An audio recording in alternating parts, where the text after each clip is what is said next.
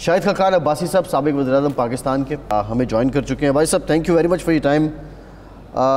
بھائی صاحب یہیں سے ہم شروع کر لیتے ہیں کہ یہ جو آپ جماعت بنانے جا رہے ہیں اور اس جماعت کا ویژن کیا ہے, اس جماعت کا مقصد کیا ہے, اور موجودہ حالات میں کیا کچھ نیا ہوگا آپ کی جماعت میں؟ دیکھیے, جماعت میں بنانے نہیں جا رہا. یہ ایک سوچ تھی کافی عرصے سے کہ ایک نیا پولیٹیکل انیشیٹو ہونا چاہیے.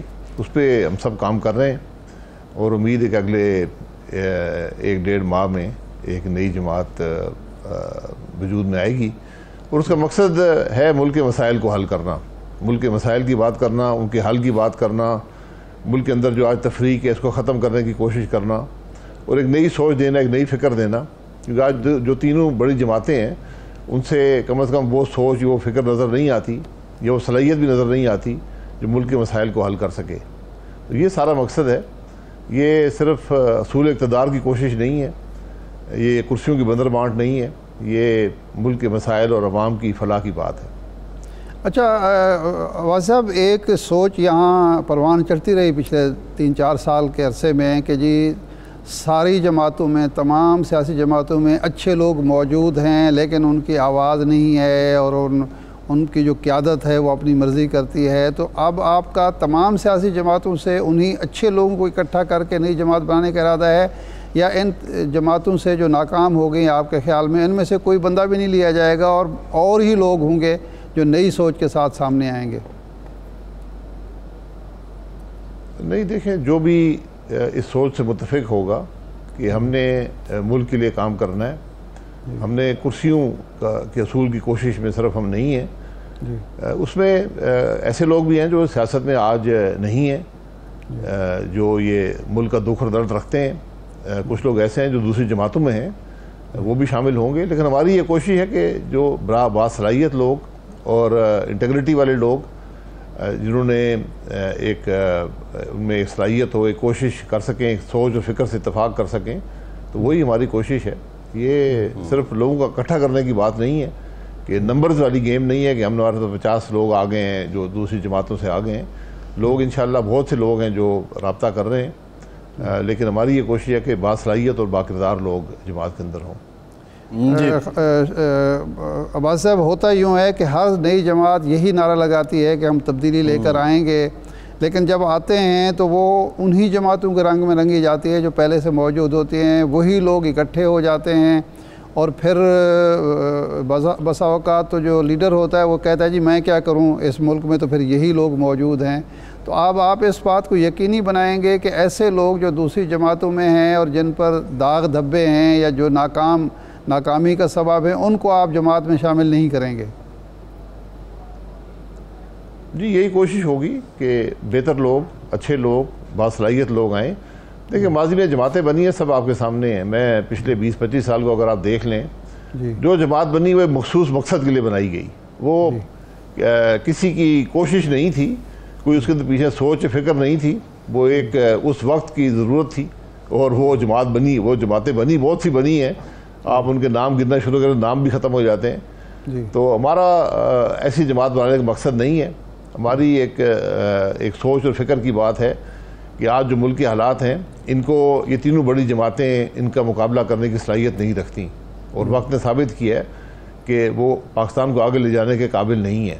تو یہ ہماری یہ کوشش ہوگی کہ ایسے لوگ ہوں, ایسی جماعت ہو, ایسی سوچ ہو جو آج کے مسائل کا مقابلہ کر سکیں.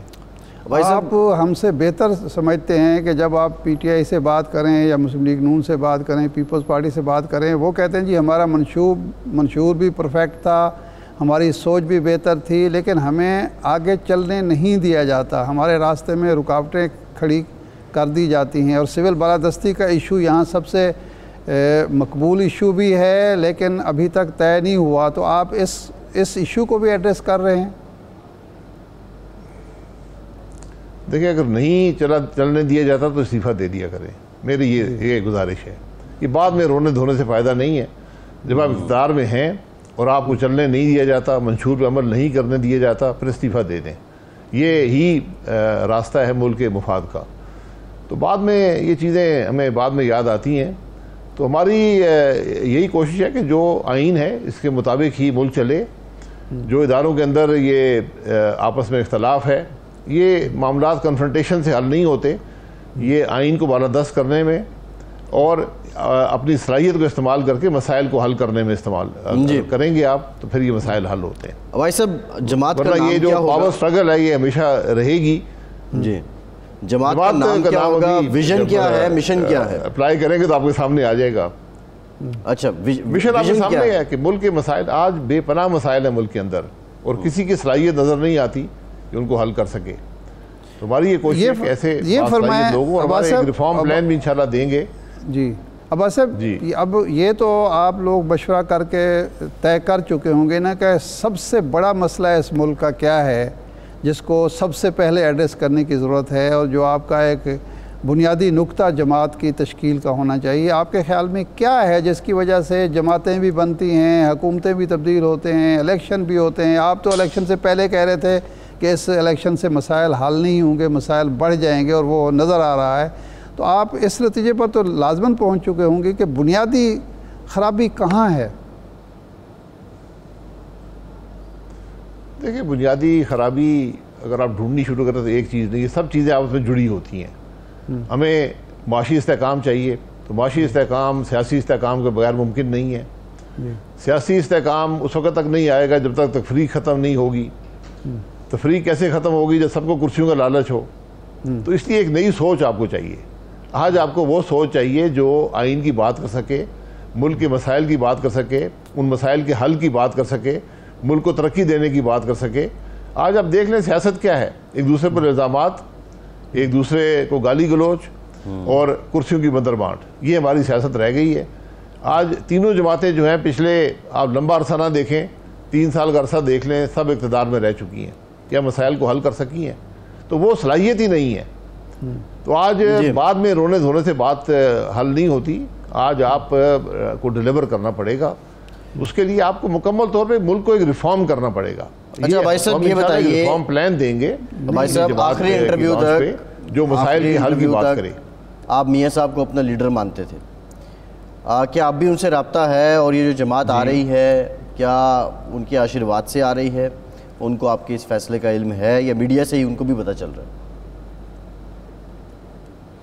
دیکھیں، جب آپ بات کرتے ہیں سیاسی لیڈرشپ کی، تو میں نے پوری سیاسی زندگی میاں صاحب کے ساتھ گزاری ہے.